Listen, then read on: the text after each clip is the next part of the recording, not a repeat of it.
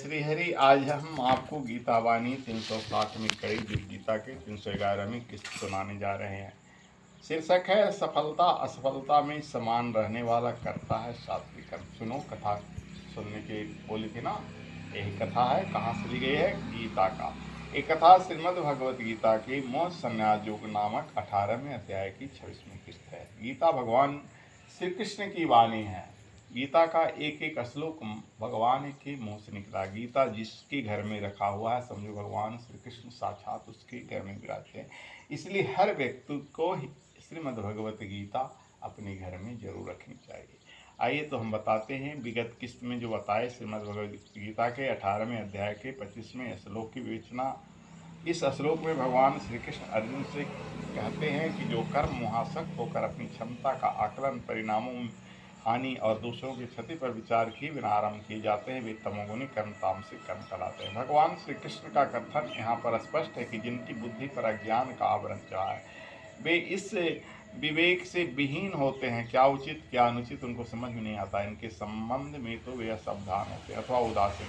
ऐसे व्यक्तित्व मात्र स्वयं में और अपने व्यक्तिगत स्वार्थ में अभिरुचि रखते हैं। इसलिए यहाँ भगवान कृष्ण ने क्षम शब्द का प्रयोग किया है, जिसका अर्थ होता है छीन। अर्थात तामसिक करने वाला व्यक्ति का स्वास्थ्य और शक्ति छीन होने लगता है, वो कमजोर हो जाता है।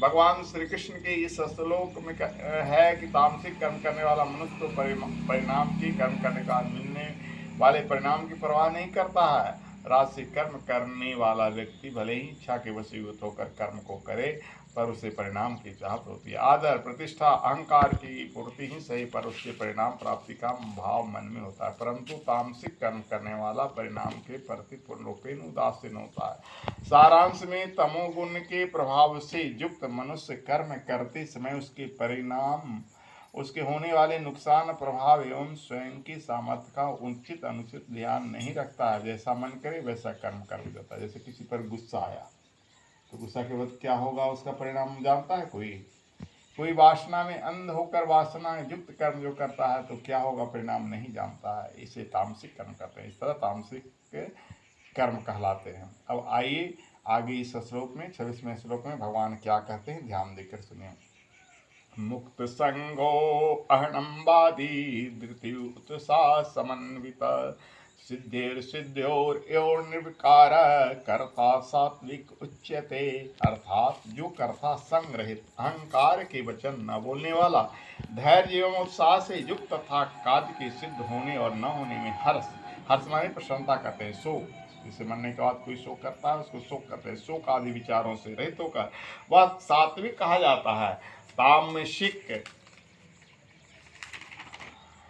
और राजसिक कर्ताओं के भेद को स्पष्ट करने के बाद भगवान श्री कृष्ण अर्जुन को सात्विक कर्ता के विषय में समझाते हैं। भगवान श्री कृष्ण कहते हैं कि सात्विक कर्म को करने वाला मुक्त संग होता है, अर्थात उसका कर्मों को करने के प्रति, उसके परिणामों के प्रति राग नहीं होता और वो उनके प्रति राग रहित होता है। राग का अर्थ यह है कि व्यक्ति उस कर्म की मात्रा को इसलिए करता है कि मनोनुकूल परिणाम की प्राप्ति हो। राग युक्त कर्म का आधार कामना, वासना, शक्ति, अस्पृहा, ममत्व आदि बनते हैं, जबकि सात्विक कर्मों को करने वाला इनके प्रति किसी भी तरह की लिप्तता से मुक्त होता है।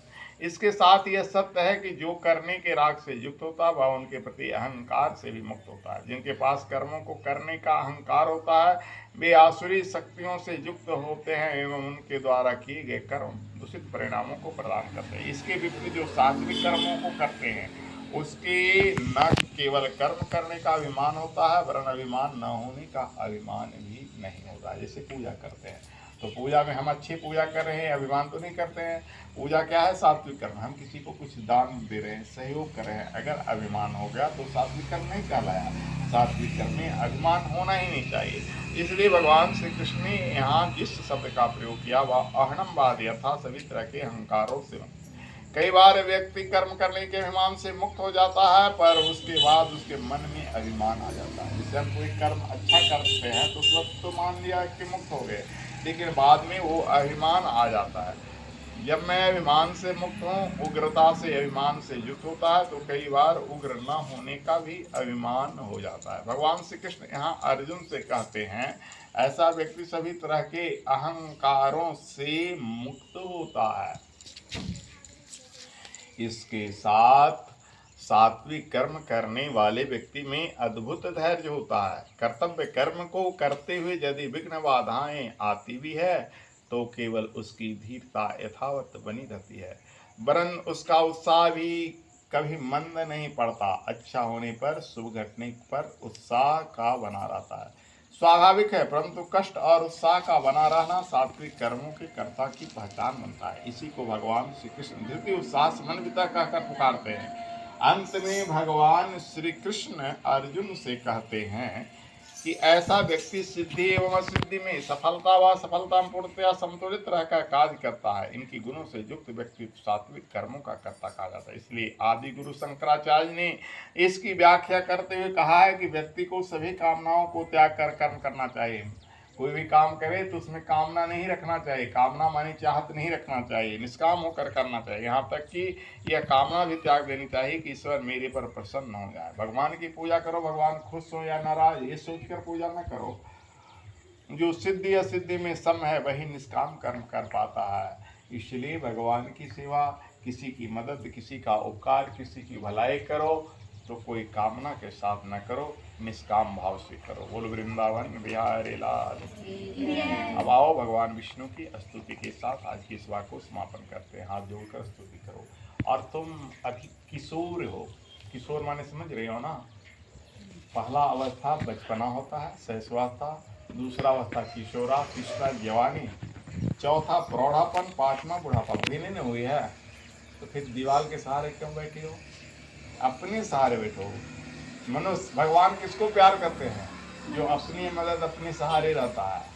अब तुमको भगवान ने पहला उम्र की पहली दहलीज पर ले चला है, अब ये से तुमको सहारे की जरूरत हो गया।